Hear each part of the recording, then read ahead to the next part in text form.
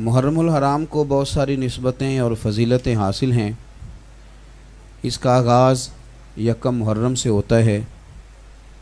उम्मत मुस्लिमा के बहुत बड़े लीडर और रहनुमा और दुनिया के अंदर मईशत, मुआशरत, नज़्म व नस्क, अदल, इंसाफ और इंसानी तवानाई का भरपूर काम करने वाली शख्सियत हज़रत उमर फ़ारूक रदी अल्लाह ताला।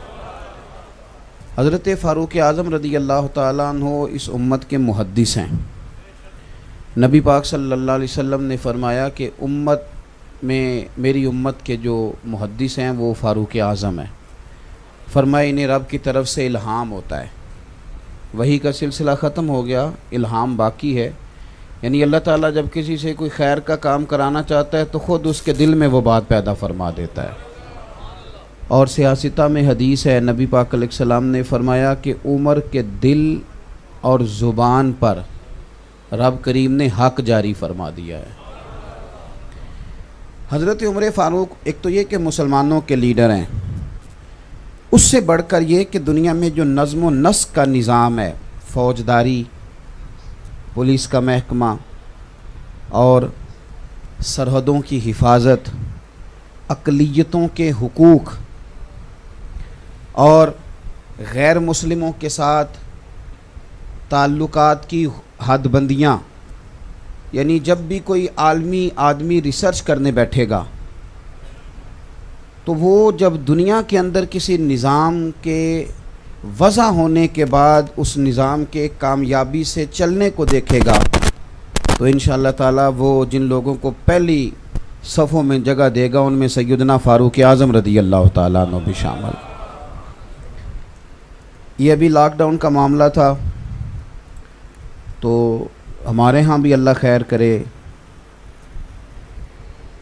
इस दफ़ा बड़ा जदीद निज़ाम बनाया गया कि आपका शनाख्ती कार्ड रख लिया जाएगा, नंबर, और फिर आप पे पैसे आएंगे और फिर आप लाइन में लगेंगे और फिर उसके बाद ये है कि देखेंगे क्या करना है। फिर इसके बावजूद भी पता चल गया कि 12,000 मिलना था, लेकिन वो असल आदमी तक पहुँचते पहुँचते कई दफ़ा 8,500 रह गया, कई दफ़ा 9,000 बचा है। ये चीज़ें होती नहीं। लेकिन इस दफ़ा भी अमेरिका ने ये किया कि उन्होंने कहा कि ख़ुद से, हमें नहीं पता कि कौन बंदा नौकरी पे जा रहा था और अब नहीं जा रहा, तो वहाँ लोगों ने जब बताया कि मैं फ़ारिग बैठा हूँ तो घरों की खुद अंदर दरवाजे तक रकम आने लगी, लोग अपने मामलात को चलाने लगे। बहुत सारी जगहों पे ये हुआ, बच्चों के वजीफ़े चलते हैं। ये कायदा सबसे पहले जिस बंदे ने मुतारफ़ कराया वो सैयदना फ़ारूक आज़म है। आज जो लोग हमें सबक पढ़ाते हैं ना मुसलमानों को कि जनाब इस तरह इंसानी हुकूक का तहफ़्फ़ुज़ करें, उन्होंने तो इंसानियत सीखी ही मुसलमानों से।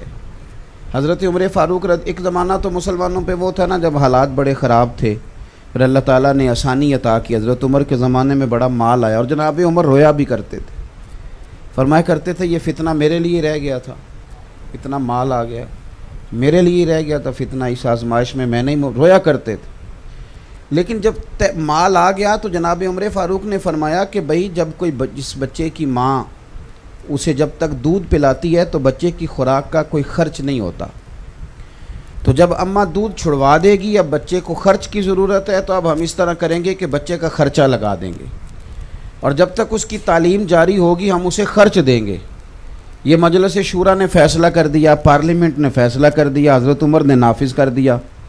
जनाब फ़ारूक आज़म रदी अल्लाह ताला अन्हु एक गली से गुज़रे तो एक बच्चा रो रहा था।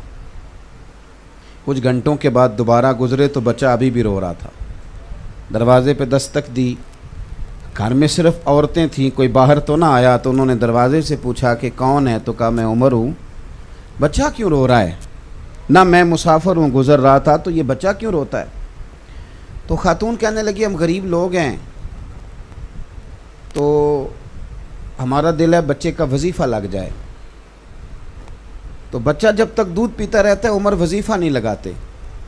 तो बच्चा तो अभी हमारा 1.5 साल का है पर उसकी अम्मा दूध छुड़वा रही है, आज पहला दिन है तो वो दूध के लिए रो रहा है, तो हम इसलिए दूध छुड़वा रहे हैं, चलो वजीफ़ा लग जाए। सैयदना फ़ारूक आज़म मस्जिद में पहुँचे और शेर खुदा मौला कायनात अली उल मुर्तज़ा आप फरमाते हैं उमर कभी उस सुतून के साथ लग, सुने जी मेरी बात, अल्लाह आपको जज़ा दे। मैं तो पहले ही बड़ा बुज़दिल आदमी हूँ, आपने फिर बोलना शुरू कर दिया।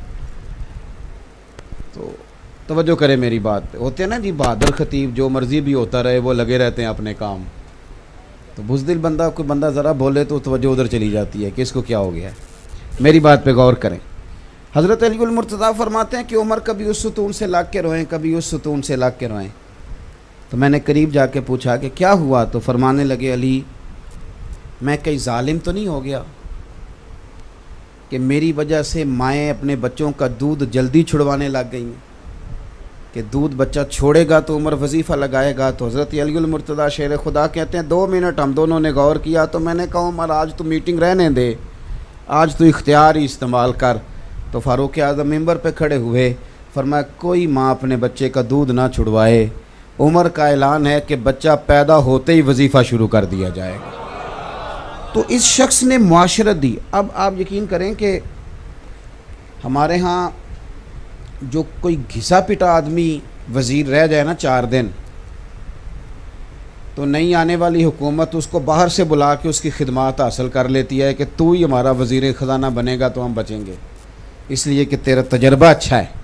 घिसा पिटा आदमी।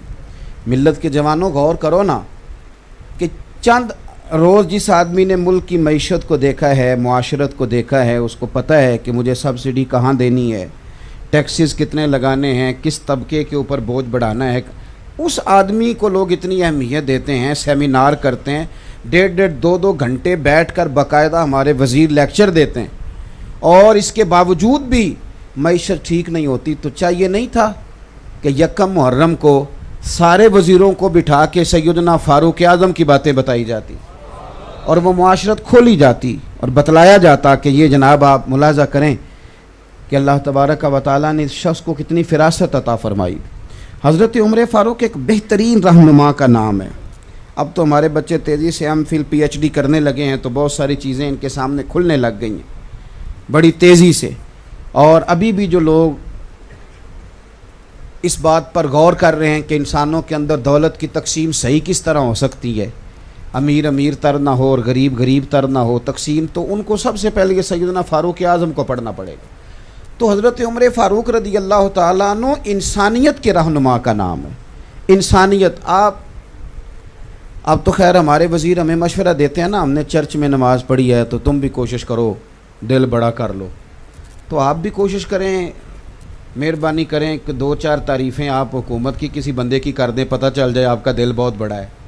सारे काम हुकूमत गलत तो नहीं ना करती, तो हुकूमत थोड़ी तारीफ़ कर दी जाए, अपोजिशन कर दे जनाब ये काम आपके ठीक है, कर दे। लेकिन यहाँ तैयार नहीं होंगे, मजहबी लोगों से कहेंगे तुम दिल बड़ा करो और एक दूसरे की तारीफ़ करो। हालांकि यहाँ माहौल इतना कठिन नहीं है जितना बताया जाता है। बहरहाल बात लंबी ना हो जाए, समेटना चाहता हूँ। एक नाबीना आदमी था, यहूदी, मुसलमानों को जजिया देता था, टैक्स देता था, अक़लियत था वो। तो हज़रत उमर फ़ारूक एक दिन गुज़र रहे थे उस शहर से जहाँ वो बसता था, तो भीख मांग रहा था, बुढ़ापा आ गया तो भीख मांग रहा था। तो आपने उसको पहचान लिया तो फरमाया तू तो फ़लाँ बिन फ़लाँ नहीं, मुझे जजिया देने आता था। उसने कहा मैं वही हूँ और मैं यहूदी हूँ। तो आपने फरमाया यार तू भीख क्यों मांग रहा है? तो कहने लगा कि जब तक मैं तंदुरुस्त था, पैसे कमाता था और मैं टैक्स भी देता था, जजिया भी देता था, अब मैं बूढ़ा हूँ, अपने खर्चे नहीं पूरे होते तो मांग के खर्चे पूरे करता हूँ। मैंने कहा कि वो इंसानियत के मसीहा थे। सैयदना फ़ारूक आज़म ने उसे घोड़े की पुश्त पे बिठा लिया और आप वज़ीर ख़जाना के पास ले गए। फरमाने लगे जब तक ये ठीक था हमें जजिया देता था, अब जब तक ये बीमार रहेगा हम इसे खर्चा देते रहेंगे, इसका यहूदी का खर्च में। हमें आप इंसानियत का सबक पढ़ाते हैं। हमें इसराइल बताएगा कि इंसानियत क्या है, हमें इंडिया बताएगा कि इंसानियत क्या है, हमें बताया जाएगा कि इंसानियत क्या है। इंसानियत के हुस्न ने तो अगर कहीं से जन्म लिया है तो वो मेरे रसूल के ग़ुलामों के तरीके से जन्म लिया है, हमें बताया जाता है। और चूँकि बहुत सारे लोगों की बहुत सारी मजबूरियाँ होती हैं, बहुत सारे लोगों की बहुत सारी मजबूरियाँ, कुछ लोगों की मजबूरी होती है कुछ लोगों की तारीफ़ करना, कुछ लोगों की मजबूरी होती है कुछ लोगों के साथ मिल के बैठना। तो अरब इमारात बेचारों की मजबूरी बन गई, अयाशियाँ थोड़ी कम हो गई थी। पहले क्या तुमने थोड़ी अयाशी की है, तुमने मिनी यूरोप बना दिया दुबई को। अब तुम्हें ख्याल आया बहुत सारे फ़लस्तीनियों की लाशों पर तुमने धमा चौकड़ी शुरू कर दी और तुमने इसराइल के साथ उसके साथ गठजोड़ कर लिया। अल्लाह आपको जज़ाए खैर दे जी। अब आप ज़रा तशरीफ़ रखिएगा, चंद बातें करनी है मैंने। मेरे अज़ीज़, थोड़ा थोड़ा अपने ज़ातियात से उठें और सोचें कि कुत्ता मर गया किसी इलाके का तो वहाँ ब्रेकें लग गई और लोगों ने पता करना शुरू कर दिया, तहकीक होगी मर क्यों गया है। मैं मुल्क से बाहर था तो एक साहब आए तो कहने लगे मैं भी थोड़े दिन पहले आया हूँ तो मुझे कुत्ता काट गया है, तो मेरे साथ चले। चूँकि लोग हैं ना, हमें तो पता है 14 टीके लगेंगे। तो वो आया, कहने लगा कुत्ता काट गया। तो जिनके घर मेरा क़याम था वो कहने लगे आप फ़िक्र ना करें, जिस कुत्ते ने आपको काटा है उसे पहले से टीका लगा दिया गया है।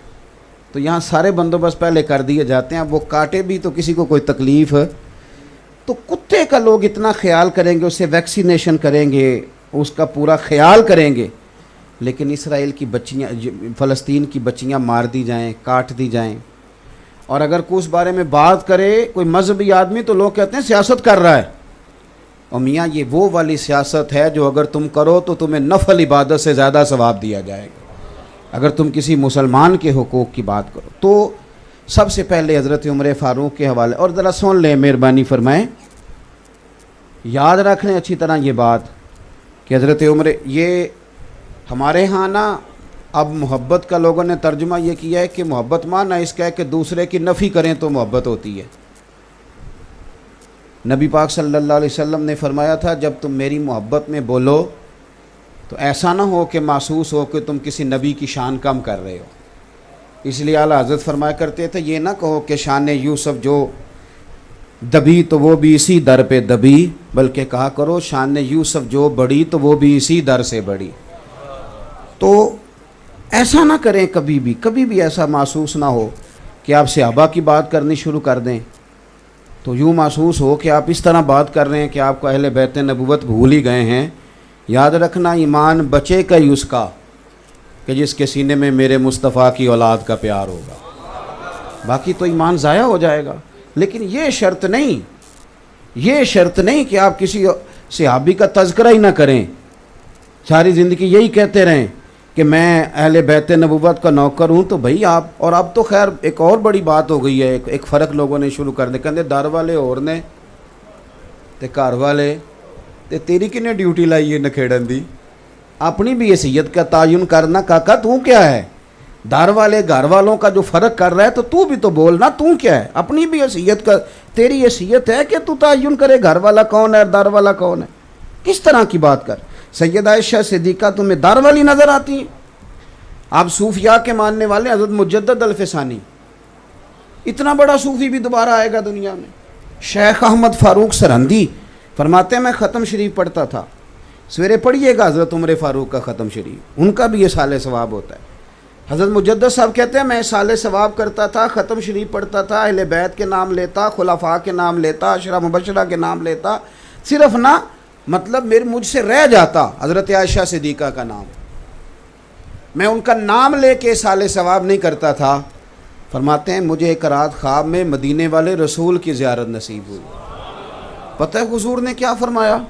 फरमाया शेख अहमद तुम्हें पता है मैं रोटी आयशा के घर खाता हूँ, तुम्हें पता है मैं खाना उधर जाके खाना पसंद करता हूँ और तू मेरी आयशा का नाम ही नहीं लेता दुआ में। तो फरमाते हैं कि मैंने उसके बाद तहैया किया। अब मैं बात शुरू यहाँ से करता था कि सैयदा खतीजा, सैयदा आयशा, थोड़ी एहतियात करें, हमारी हैसियत क्या है, हमारी क्या हैसियत है, हम फैसला कराएंगे सहाबा और अहले बैत के बीच। अपने नज़रियात को मजबूत करें, अपने अकायद को मजबूत करें। इमाम हसन और इमाम हुसैन की अज़मत ईमान है, लेकिन याद रखना हज़रत उस्मान गनी इनके खालू हैं, और वो वाले खालू हैं कि इन दोनों को तलवारें दे के ना मौला अली ने हज़रत उस्मान के दरवाज़े पे खड़ा कर दिया था। आप उस बंदे की शान समझते हैं कि जिसकी हिफाजत के लिए हसन और हुसैन खड़े हैं तलवारें ले। आप मकाम को समझें। हज़रत सैयदना उस्मान गनी रज़ी अल्लाह, तो सहाबा का इकराम करें, अहले बैत नबुव्वत का इकराम करें। बात चूँकि लंबी नहीं करनी, कुरान मजीद ने कहा मुहम्मदुर रसूलुल्लाह, मोहम्मद सल्लल्लाहु अलैहि वसल्लम अल्लाह के रसूल हैं। वल्लज़ीना माअहू अशिद्दाउ अलल कुफ़ार, और जो उनके साथ वाले हैं वो काफिरों पे सख्त हैं, काफिरों पे रुहमाउ बैनहुम, और आपस में रहम दिल हैं। कुरान कह रहा है वो आपस में रहम दिल हैं, तू कह रहा है आपस में दुश्मन थे। कुरान मजीद फरमाते हैं कि सहाबा और अहले बैत हुजूर के सारे साहब, वल्लज़ीना माअहू के लफ्ज़ है ना, सारे साथ वाले आपस में रहम दिल हैं। तो मियाँ तुझे कहाँ से इख्तलाफ नज़र आ गया? और फिर एक और बात याद रखना, तू बड़ा मुहिब हो के अगर कभी ये सोचे ना कि मैं सहाबा की बात करूं और अहले बैत की ना करूं, और अहले बैत की करूं तो सहाबा की ना करूं, तो याद रखना अब्बा और चचा की कभी लड़ाई हो भी जाए ना, भाई अगर कभी आपस में नाराज़ हो भी जाएं, तो बेटा अगर बोले ना बाप की हिमायत में और चचा के ख़िलाफ़ कोई बात करे, तो अब्बा कह देता है जिसकी हिमायत में वो बोल रहा होता है कि पुत्र तू चुप कर, ये साडा भरावां दा मामला है, तेरा कोई हक नहीं है इसमें बोलने का, तेरा काम, हालांकि वो अब्बा की हिमायत में बोला था, पर अब्बा कहने लगे पुत्र तेरा काम, ये हमारा भाइयों भाइयों का मामला है, हम दोनों बराबर के, हम जाने एक दूसरे से बात, तेरा हक बनता। तो भाई अगर उनके कोई मुशाजरात हुए भी तो मेरा और आपका हक बनता। अब बात को सुने और अच्छी तरह दिल में जगह दें। कुल ला असअलुकुम अलैहि अजरन इल्लल मवद्दत फिल कुर्बा। कुरान ने नस बयान कर दी, महबूब अपने ग़ुलामों से कह दो कि मैं तबलीग रिसालत पर तुमसे कोई अजर नहीं मांगता, इल्लल मवद्दत फिल कुर्बा, अगर कुछ करना है तो मेरे करीबियों से प्यार करते रहना। मैं आपको एक बात अर्ज़ करूं, प्यार जो होता है ना वो अपना रूप खुद इख्तियार करता है, वो अपना रूप खुद इख्तियार करता है। 5,000 रुपया 10 मुहर्रम को किसी मस्जिद में बड़ी नेकी करके लंगर में आपने दे दिया तो इमाम हुसैन का प्यार पूरा हो गया, ख़त्म हो गई बात। चौधरी साहब तो जाके देखते भी नहीं कौन सी पक रही है इमाम हुसैन के नाम की, हाँ नहीं देखते। आप दोस्तों के लिए जब दावत पकाते हैं तो आप होटल तलाश करते हैं, मर्ज़ी का आर्डर देते हैं, और इमाम हुसैन के नाम की न्याज आपने पकाई है, तो आपका तो लंगर के मामले में वो रवैया नहीं है जो होना चाहिए था। मैं दूर तो जाते नहीं, मैं तो अभी लंगर पे हूँ। ये महफिल में जाके ना तो इसने 2,000 रुपया फेंक दिया कारी साहब पे, तो जो कहता है मेरा इश्क पूरा हो गया इमाम हुसैन के साथ, छुट्टी हो गई बात। ओ खुदा के बंदे, इमाम अली मकाम के साथ तेरा प्यार। मेरी अम्मा बिल्कुल पढ़ी लिखी नहीं थी, बिल्कुल पढ़ी लिखी नहीं थी। खीर पकती थी 10 मुहर्रम को, अम्मा कहती थी ठूठियाँ भी ज़रूरी हैं, और फिर मेरी अम्मा कहती थी इसने लंगर बांटना है वो पहले वज़ू कर ले, ये मेरे नबी की औलाद के नाम का लंगर है। मैं कई दफ़ा दलीलें देता था, वो उन्होंने नहीं पढ़ा था किसी किताब में। मैं कई दफ़ा अम्मा जी ये वज़ू नहीं ये ज़रूरी, तो कहने से पुत्र तेनू नहीं पता, ये हुसैन पाक दी गल। यहाँ तो अब माहौल ही, हमारा रवैया ही कोई नहीं, कैफियत ही नहीं। आला हज़रत फ़ाज़िल बरेलवी रहमतुल्लाह अलैह ने 1000 किताब लिखी है, वो अर्ज़ियात पर भी बहस करते हैं, और वो हमें जुग़राफ़िया भी बताते हैं, और वो हर लिहाज में मुसलमानों के रहनुमा हैं। कुछ लोग किताबें पढ़ते पढ़ते खुश्क भी हो जाते हैं, ये भी बड़ा नुक्स वाक़या होता है, खुश्की रह जाती है, शेर व सुखन का कोई ज़ौक़ बाकी नहीं रहता। आला हज़रत बरेलवी गौस पाक के नाम का लंगर था, गौस आज़म की शरीनी, समझ लें जिस तरह, अब तो खैर वो नहीं रहा, पहले होता था कि वो शक्कर-पारे ले आते थे 11वीं वाले दिन, लोग उस पर ख़त्म हो मखाने आ जाते थे, तो वो शरीनी थी थोड़ी सी, गौस पाक के नाम की, ख़त्म शरीफ हो गया उस पर, तो उसका एक टुकड़ा ज़मीन पे गिर गया। मेरी बात पे गौर करना, मैं आपको मलंग की बात नहीं बता रहा, उस बंदे की बात बता रहा हूँ कि जो हर वक्त दलाइल की दुनिया में रहते हैं, जो बराहीन की दुनिया में रहते हैं, जो कलम के पेचोताब से पूरे आगाह हैं, जिन्हें बात करने का ढब और सलीका मुकम्मल दलाइल के साथ आता है, लेकिन थोड़ी सी शरीनी गौस पाक के नाम की ज़मीन पे गिर गई, तो आला हज़रत रहमतुल्लाह अलैह ज़मीन पे उतरे, हाथ नहीं लगाया, सर झुकाया, और फिर अपनी ज़ुबान के साथ शरीनी उठाई, तो साथ दाएं बाएं जो शागिर्द मुरीद बैठे थे कहने लगे हुजूर ये वाला रंग तो पहली दफ़ा देखा है। आप फरमाने लगे जो तुमने पहले सारे रंग देखे हैं वो इसी रंग का सदका है, ये इसी रंग का सदका है जो तुमने पहले सारे देखे हैं। कैफियत ही नहीं है। हुजूर की औलाद की तो बात करें, नबी पाक की औलाद की। हुजूर मुफ्ती आज़म हिंद फरमाया करते थे, मुझे याद नहीं कि मैंने कभी हुजूर की औलाद का नाम बगैर वज़ू के ज़ुबान से अदा किया हो।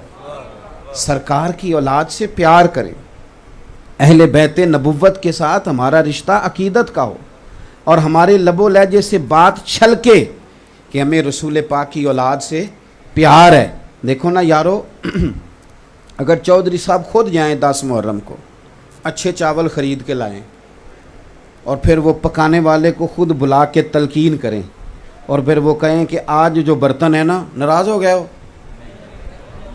उसी मैनू चौधरी जाप दे हो सारे, हूँ हाँ ही नहीं कर दे।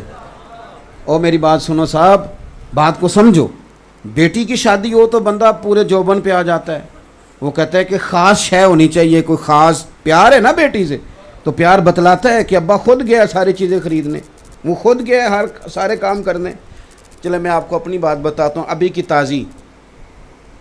मैं कभी घर कोई चीज़ नहीं लेके गया था, कभी भी। बहन भाई बीवी वो उनकी ताकत नहीं कभी मुझे कह दें कि आंधी बारी फ़लानी शय ले आए। जब से बच्चे हुए हैं ना, वो जो मर्ज़ी आर्डर लगा देते, जो मर्ज़ी। एक दो दफ़ा मैंने उनकी अम्मा से कहा इन्हें मना करो, कहती तुसी आप ही कर लो। बात को समझें। कई दफ़ा उतरता हूँ गाड़ी से, उनकी मर्ज़ी की चीज़ लेता हूँ, घर तो दाखिल होना है कि नहीं, बिगड़ जाते हैं ना लेके आए, बिगड़ जाते हैं। मैं मुल्तान शरीफ था परसों तरसों, तो सबसे छोटे वाले ने मुझे कहा कि कार तां वड़िया जे मेरी गड्डी लैके आनी जे। वो कार देख ली किसी की, तो मैं आधी रात को ढूंढता फिरता था कि इसकी गाड़ी मिल जाए ताकि मैं तो ये प्यार है ना। प्यार आपको बहुत सारे काम कराता है जो आप पहले ओ यार इमाम हुसैन से प्यार हो जाए और फिर किसी पुत्र का नाम बंदा गुलाम हुसैन ना रखे, फिर कभी उसको शौक़ ना पैदा हो कि मैं खुद जाऊं जाके बाज़ार से चावल ख़रीदूं। आज मैंने जो है वो जो टेंट के बर्तन है उनमें लंगर नहीं देना। आज मैंने बीवी से कहना जहेज़ वाले निकाल, इसलिए कि इमाम हुसैन की नियाज़ बांटनी है। तेरा पता तो चले ना तुझे इमाम हुसैन से प्यार है, लेकिन तू खुल के तकरीर करे और खुल के वहाँ मैं सट के आया पूरा 1000 रुपया इमाम हुसैन ना प्यार जो सी ओ भाई हूँ तो 1000 रुपया बाल बर्गरां ते ला छड़ देना, वो मुक गई, ख़त्म हो गई बात। तो आपका प्यार छलके, आपकी तबीयत हो। मैं कहता हूँ क्यों ऐलान करना पड़े इमाम साहब को हर साल के जी इमाम हुसैन की नियाज़ दिलानी है, क्यों उनको ऐलान करना पड़े हर साल, क्यों कहना पड़े? यकम मुहर्रम होते ही मैं खुद क्यों नहीं मस्जिद जाता कि हज़रत ये मेरी तरफ से हिस्सा है, बताएं इमाम हुसैन के नाम की महफिल कब करनी। प्यार छलके ना। सुनो, बड़ा कर्रफर था हज़रत उमर बिन अब्दुल अज़ीज़ का, 2 टोक बात करते थे, 2 टोक। जिस दिन पहले दिन खलीफा बने अपनी बीवी से कहने लगे, वो एक बादशाह की बहन थी हज़रत उमर बिन अब्दुल अज़ीज़ की बीवी, और एक बादशाह की बेटी थी, और तीसरे बादशाह की वो बीवी बन गई। तो अपनी बीवी से कहने लगे पहले दिन खलीफा बने कि तुझे उम्र चाहिए कि तुझे दौलत चाहिए?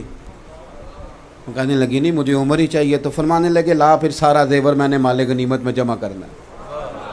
फिर कहने लगे तुझे घर चाहिए कि तुझे उम्र चाहिए? कहने लगे जी नहीं मुझे उम्र ही चाहिए। फरमाने लगे ये मकान बड़ा आलीशान है, ये माले गनीमत में देना है, तो मेरे साथ झोंपड़े में रह सकती है तो आ जाओ। उसने कहा ठीक है। 2 टोक बात, 2 टोक। आपके ख़ानदान का एक बंदा आ गया बनु उमैया का, उसने आकर के कहा कि मेरी जायदाद है थोड़ी सी, तो आप मेरी सिफारिश कर दें। ख़ानदान का बंदा था ना। आपने वज़ीर को बुलाया और जो बाहर हारिस खड़े थे, जिनको आजकल हम बॉडी गार्ड कहते हैं, ये भी शौक़ है। अब तो पीरों मौलवियों को भी लग गया है कि 2-4 गनमैन हो तो पता चलता है बंदा को तगड़ा आया है। ये तो अब मजहबी लोगों में भी आ गया। तो वो जो बाहर हारिसीन खड़े थे, पहरेदार खड़े थे, हज़रत उमर बिन अब्दुल अज़ीज़ ने उनको बुलाया। फरमाया ये मेरे चाचा का बेटा अंदर कैसे आया? मैंने कहा हुज़ूर आपके चाचा का बेटा है। फरमाया सारी दुनिया अंदर आ जाए, मेरे ख़ानदान वाले कोई सिफारिश लेके आए तो उन्हें अंदर ना आने देना, इसलिए कि ये ख़ानदान की हुकूमत नहीं, ये रसूलुल्लाह के नाम की हुकूमत है। ख़बरदार कोई बंदा करीब ना फटके। इतना तगड़ा बंदा, इतने बड़े उसूल कायदे, बच्चों को कह दिया कि अगर तुम मेरे साथ गुजारा कर सकते हो रूखी सूखी पे तो करो, नहीं तो ये दरवाज़ा खुला है निकल जाओ। सारी दलेरियाँ, चौधराहटें, कहानियाँ अपनी जगह। लेकिन हज़रत अब्दुल्ला बिन हसन ये इमाम हुसैन की औलाद में से हैं, इमाम हसन की औलाद में से। ये 16 साल का नौजवान, काली स्याह जुल्फ़ें, दाढ़ी अभी पूरे चेहरे पे फैली नहीं। जब अंदर कदम रखा तो हज़रत उमर बिन अब्दुल अज़ीज़, किसी को जुर्रत नहीं अंदर आ सके, लेकिन इस बंदे ने कदम रखा तो हज़रत उमर बिन अब्दुल अज़ीज़ फ़ौरन कांपने लगे, उठे, चौधराहटें परा परा होती हैं, साहब ये रसूलुल्लाह का घराना है, तू बड़ा है तो तू कहीं और होगा, ये नबी पाक का घराना है। उठे, अपनी तख्त पे शहजादे को बिठाया, कहने लगे हुजूर आप हुजूर की औलाद हैं, आपने क्यों तकलीफ़ की आने की? तो कहने लगे हुजूर आप बड़े उसूल पसंद हैं, मेरा बिल्कुल जायज़ काम था, मैं उसके लिए हाज़िर हुआ हूँ। तो कहने लगे शाह जी आपने आज के बाद या मुझे किसी के हाथ पैगाम दे देना है या कोई रुका लिख देना है, हुक्म करेंगे तो उमर बिन अब्दुल अज़ीज़ चल के आपके पास आएगा। चौधराहटें दूर दूर हैं, उसूल दूर दूर हैं, कायदे दूर दूर हैं, वो जो नाफिज करने वाली चीज़ें हैं वो दूर दूर हैं, पर ये ख़ानदान रसूल है, ये ख़ानदान है। देखिए ना, हज़रत उमर से तगड़ा बंदा कौन होगा? हज़रत फ़ारूक आज़म से बड़ा बंदा भी कोई होगा? मोहब्बत छलकती। हज़रत उमर फ़ारूक बचत करते थे, हमेशा बचत की उन्होंने। उनकी बीवी एक जगह से, अरब के अंदर खुशबू बड़ी महंगी है, आज भी बड़ी महंगी है, मस्जिद नबी शरीफ में सोने वाली दुकान के साथ खुशबू वाली दुकान, जितना किराया वो देता है उतना किराया ये खुशबू वाला दे, बड़ा महंगा काम है खुशबू। तो खुशबू आई, घर में आ गई, तो हज़रत उमर फ़ारूक अपनी अहलिया से कहने लगे कि वो खुशबू दे दे, मैंने एक सहाबी की बीवी की ड्यूटी लगाई है कि वो तोल तोल के सहाबा में बांट दे। तो हज़रत उमर की औरतों का आपको पता होता है ना, वो कहनी है मैंने उन्हें जाँच वंडन दी। तो वो कहने लगी सहाबी की बीवी ने जो बांटनी है तो मैं नहीं बांट सकती? तो आपने फरमाया मुझे तेरी दयानत पे कोई शक नहीं, पर तू मुझे दे दे, एक सहाबी की बीवी की ड्यूटी लगाई है, बांट देगी। तो खातून कहने लगी मैं क्यों नहीं बांट सकती? तो जनाब उमर फरमाने लगे तेरे बांटने पर मुझे एतराज़ नहीं, लेकिन जब तू बांटेगी तो खुशबू तेरे दुपट्टे को भी लगेगी, तो मैं नहीं चाहता कि बटते हुए जो तेरे दुपट्टे को लग जाए, क़यामत के दिन मुझे उसका भी हिसाब देना पड़े। इतना मोहतात बंदा हो, इतनी बचत करने वाला, इतना बारीक सोचने वाला। और कैफियत क्या है कि दो हुल्ले आए, मैं बात समेट रहा हूँ, दो हुल्ले आए, जुब्बे बहुत सारे इकट्ठे होके आ गए मुल्क के शाम से, बड़े हसीन। तो जनाब उमर फ़ारूक ने ना बांट दिए लोगों में। सादा कपड़ा पहना सारी ज़िंदगी, सहाबा ने कहा कुर्ता बदलो तो नाराज़ हो गए, बचत करते थे। हुल्ले आए मुल्क के शाम से तो सहाबा में बांट दिए, सबको दिए, इमाम हसन हुसैन को नहीं दिए। अब हल्की हल्की बातें चल जाती हैं ना, पर शेर की मूंछ को हाथ लगाना बड़ा मुश्किल काम होता है।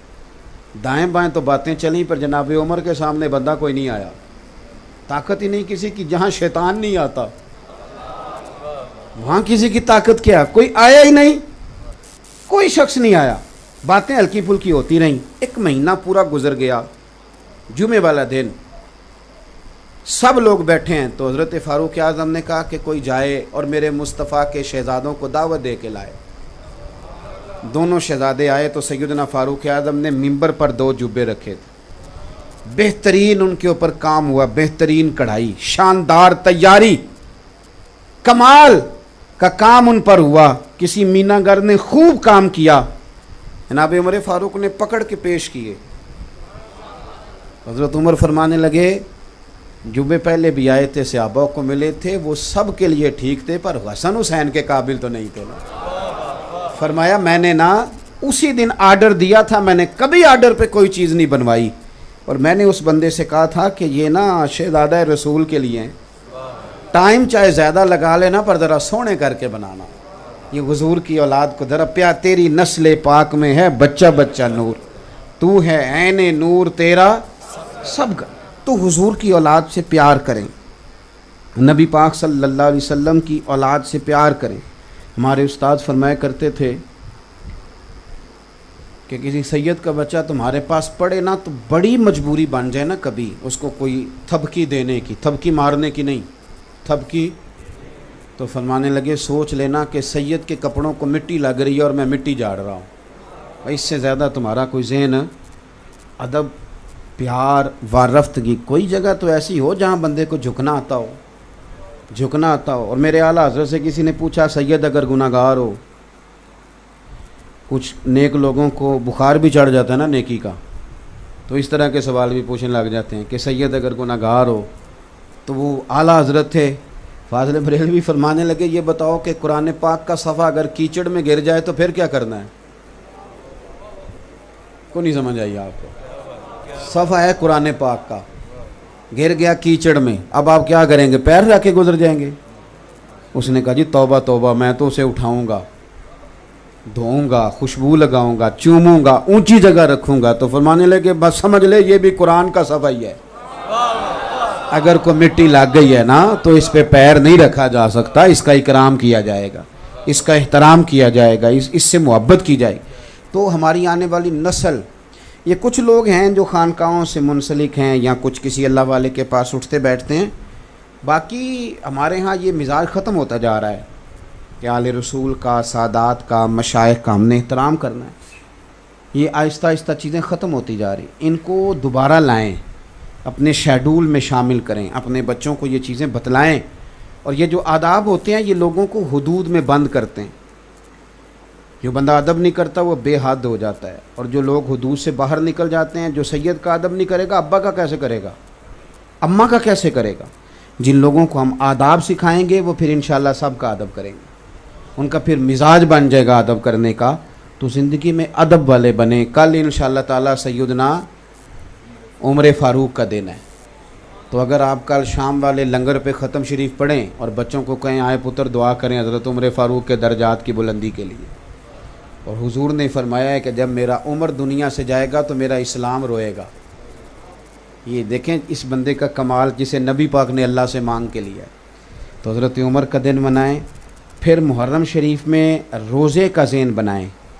10 मुहर्रम के रोज़े की इतनी अहमियत है कि ये फ़र्ज़ रहा है, और ख़वातीन को ज़रूर बताएं। मुझे अक्सर महसूस होता है कि रोज़े रखने का ज़ेन औरतों का ज़्यादा होता है। उन्हें बताएं कि मुहर्रम के पहले 10 दिनों में अगर 3 रोज़े रखे जाएं तो बड़ी बरकत है, और जो 10 मुहर्रम का रोज़ा रखे उसे तो पूरे साल के रोज़े का सवाब मिलता है। तो ये थोड़ा सा ज़ौक़ पैदा करें, और अगर हो सके मुमकिन हो तो बच्चों को बताएं कि ये सुबह हमारा इस्लामी साल शुरू हुआ है, हमारी तो इबादात इस्लामी तरीके से हैं। ज़िलहज में ही हज होगा, रमज़ान में ही रोज़े रखे जाएंगे, शाबान में शब बारात होगी, तो आपको इस्लामी साल याद होगा, फिर बहुत सारी आसानियाँ होंगी।